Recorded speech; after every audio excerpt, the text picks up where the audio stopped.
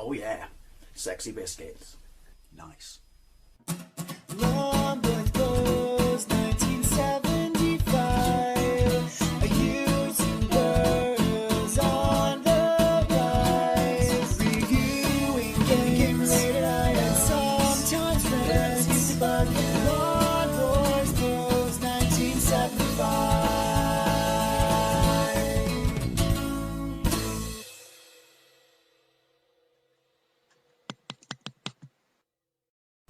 This is Batman The Caped Crusader on Sinclair's ZX Spectrum. It was released by Ocean in 1988, but developed by Special FX. So you know that there's going to be pedigree behind this game. It was released on the Commodore as well, and the Amstrad, and it's the second of 3 Batman games on the ZX Spectrum. The first one, which I have a gameplay of, is the 3D isometric one, kind of, you know, very much based in the 60s Batman world, and it's kind of done like Night Law. And then there's this one, and then the third one is Batman the movie, which I also have a gameplay of, but this is something a little bit different and very, very, very interesting. It's an arcade adventure where you can fight people, but you actually have to solve puzzles, and therein lies the problem. Also, what else was very, very interesting about it is it has 2 playable missions, because if you look on this screen right here, this wonderful, wonderful loading screen, and look up the box art, amazing Batman box art by Bob Wakelin, you got both Joker as the bad guys and the Penguin, probably arguably, at least then, his 2 most famous,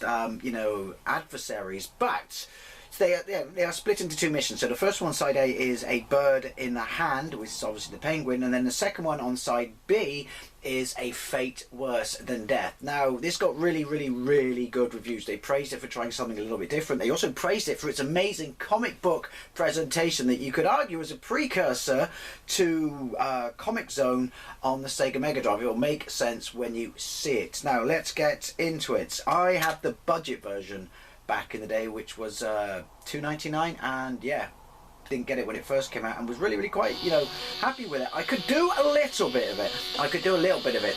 Listen to this, by the way. It's 48K beeper.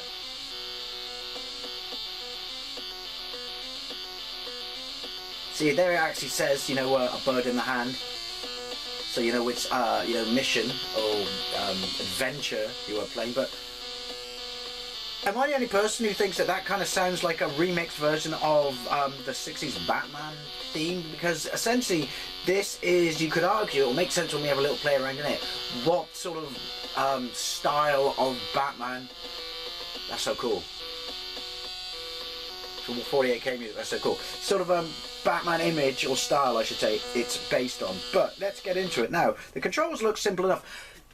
I apologise that you're going to get to see very little of this, but I wanted just to show it to people who've never seen this game, to see what an interesting take this is on Batman. Now I could play, see, look, up, down, left, right, fire. So you're thinking, pretty simple, eh? Well, there's an interface in the game that we'll get into then.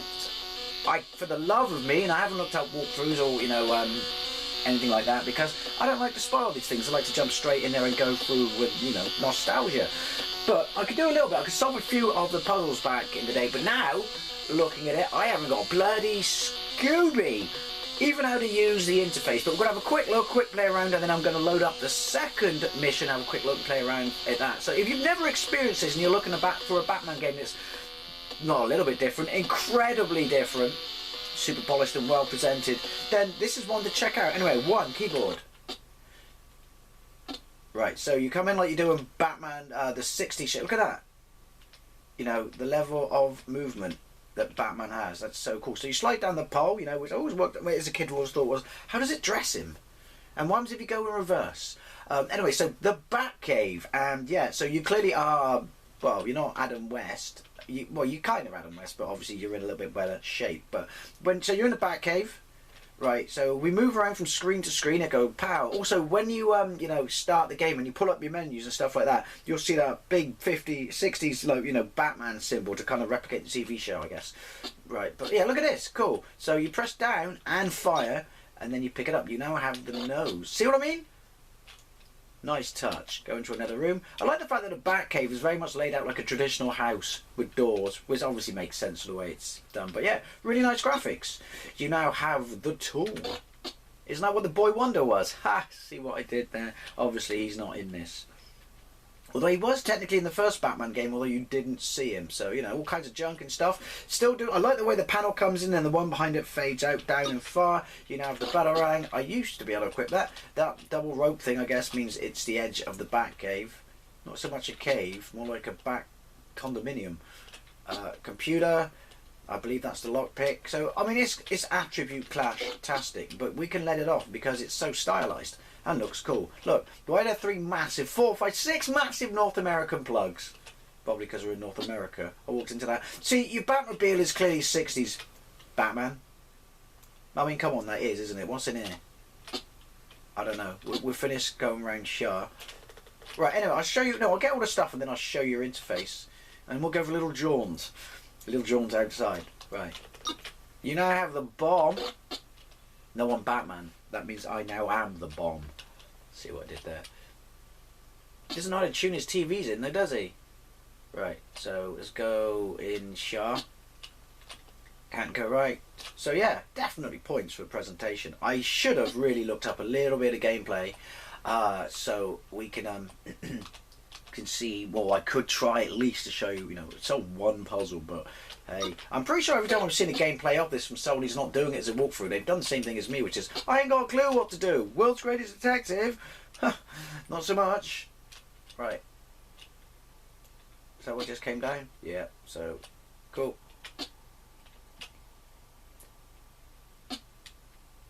So, yeah. See look, how they're all layered up in the background and stuff like that? Can't go any further. Really do like the presentation. You could argue that the presentation in this sounds a bit weak, but it's 48K. It could have been 128K. I'm just going in circles, aren't I? Yeah, you could argue that that this is probably better presentation than Batman the movie. Exit. That's the streets. That's the mean streets of Gotham City. It's just a bloody door hole, and you could just walk straight out into it. Why doesn't anyone come and twat me? Right, I'll show you the interface. Hold fire, press down, interface. These are all the things I've picked up. So you've got floppy disk, lockpick, I don't know what that is. One of them's a sweet, I think. Bomb, Batarang, and red nose. Then if I put that... Yep, I've equipped it. Sweet. So presumably then, each of those things, there's only 6, I'm guessing there's more, and when you use one will disappear and stuff like that, will allow us to venture forth out in the big world and do stuff up. Right, let's go out. Although, what happens if I try and use a disc? I mean, which computer is the main Bat computer? I do like the animation of the detail on Batman. So what's this? Toilet roll? Ha! How apt for the times we live. That one's quit. See, do you want to quit? No. I really do like that Batman effect. I don't know what that does. That's drop, so we won't use that. So, equip then. Lockpick goes there, but then what's that? Is that enter code or something? It won't let me. But if I press there, then, and then down. Oh, that's exit. I don't know, but I'm still equipped with the Batarang, so that's kind of weird and a bit odd, and I've got no Scooby. Right, so we're outside. Wanted, the Joker, even though we're in the mission for the Penguin. Cool. I'm pretty sure your sound effects are exactly the same. Oh look, there's a penguin there. As they are in the movie game, the movie. From now on in, every time you say movie, you have to say it like Austin Powers. You now have the door key. Aha! It is all coming flooding back. It's not. I've got no idea where I'm going or what I'm doing. I think it's all safe to say, though, they really did try something a bit different. Endless Batarangs. I can't even duck them, I don't think. Endless Batarangs. And if you want to know where my health is and stuff like that... Oh!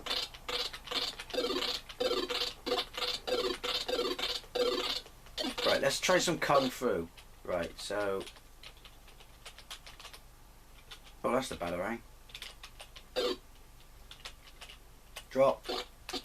I've dropped it, but hang on. Fisticuffs, 'cause I'm Batman. There we go. Look, he's already got more moves than he has in any other Batman game on the Spectrum. Right, but pick you up. So, but you're not equipped. Door key. Door key, not dorky. Right, door key. There we go. And then exit. I don't know. Oh yeah, look, stuff at the bottom, by the way. That's your health and stuff, strength, and I don't know, puzzle solving skills and abilities and stuff. So, right, door key. I mean, obviously it doesn't go there then, I guess. Yeah, I should have at least just read lockpick. Doesn't it make me the world's greatest criminal? I don't even know how to enter these things. Right. But anyway, you're getting a feel for it. Am I going around in circles? Yeah, I think I'll go around in circles. So, you know, it's not just monochromic. It mixes it up a little bit. Why aren't there twatty noises like there are with a Batarang? Right. Oh, hang on. Is that something? If only you could drive the Batmobile. I was obsessed with that as a kid, trying to drive the Batmobile in this game. A bit stupid, really. I was 11 at this point. Even I should have known that was not going to happen in this game. Right, so I need to get rid of these guys. I guess I wish I still had my Batarang. Oh no, I have got my Batarang, so... Right. Lockpick. Is it not making such a solid noise? Meaning it's not...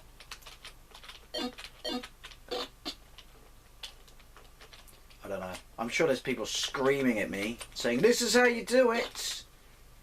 The song. And also people who are saying, "No, you do it like this." See what I did now. But, like I said, I haven't played this in years, and I couldn't be able to look it up, because it's not about that. It's about reliving your childhood dreams. Right, exit. Anyway, so I think you get basically the basic premise of this game and how it works. Unfortunately, I can't solve any of the puzzles, because I don't know how to use the bloody interface other than to equip my Batarang. You sunk my battleship. I might revisit it. I might have a read up, have a little bit of a look at a walkthrough or something, and then come back and have a gander at it, so you kind of see a little bit more. But safe to say, even compared to, you know, the games on the NES, no game was trying this sort of approach with Batman, which I would kind of argue, you know, in the computer days, maybe the early 8-bit console days, was the best sort of approach to a Batman game to be true and honour the source material, because he's the world's greatest detective. Why does he look like he's being electrocuted when he's shot?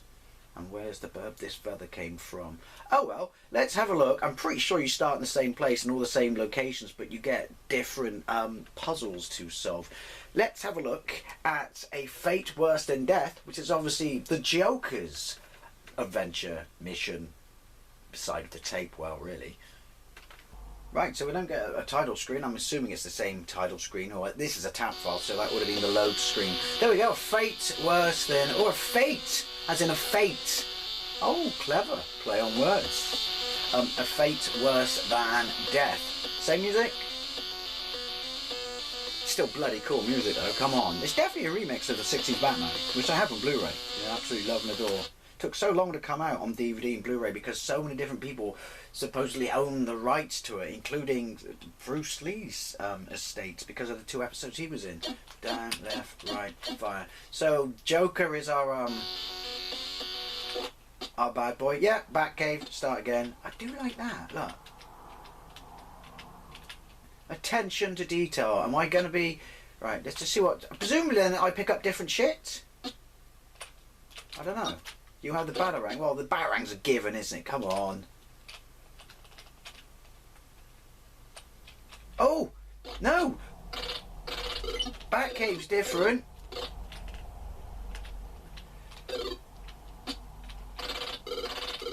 Well, that's interesting. I don't remember that. Does this... this, like, basically, because I should play this separately, it's, I'm dead. It's bits that are unlocked at the end of the Joker's adventure. I obviously need... Let's get the Batarang, and then obviously I need to get a torch or something. Or basically just have a better bloody lock on my fucking cave, because it's my fucking cave.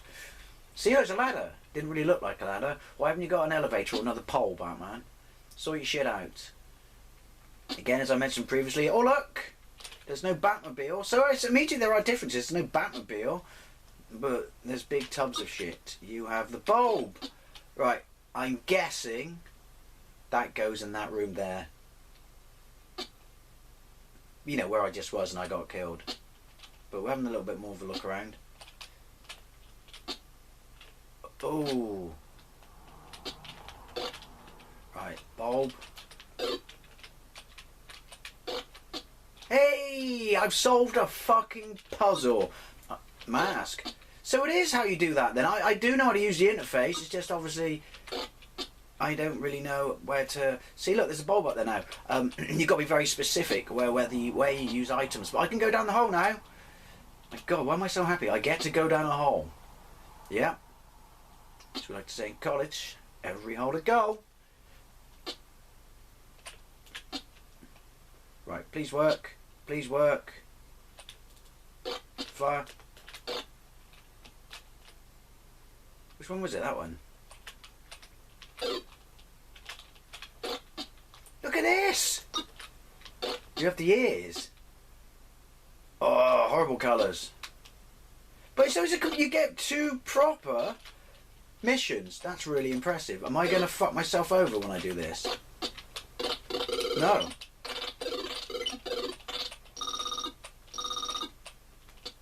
Finny. Well, there you go. I got a lot further on the second part. It's getting a bit long, this video, though, so I got a lot further on the second part than I did on the first part, but the bottom line is I now know what I'm doing, which is kind of cool.